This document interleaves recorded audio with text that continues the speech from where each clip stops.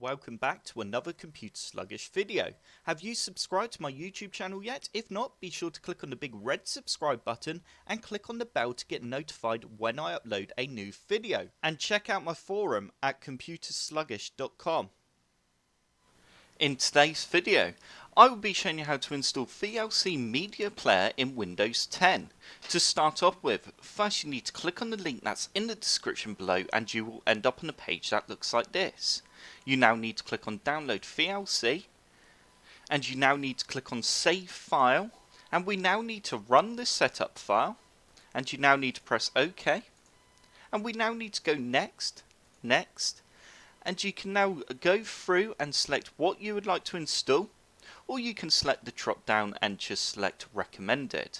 And you now need to go Next again, and you can now choose where you'd like to install VLC.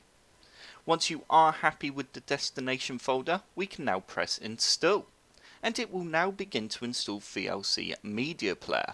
You can now press Finish and keep Run VLC Media Player selected, and you now need to read the privacy and network policy.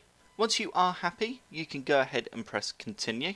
And there we go. As you can see, I now have VLC Media Player installed on my Windows 10 PC. If you'd like to make VLC Media Player your default application for videos and music, then we can do this by going down to the bottom left hand corner and typing in default and opening up default apps.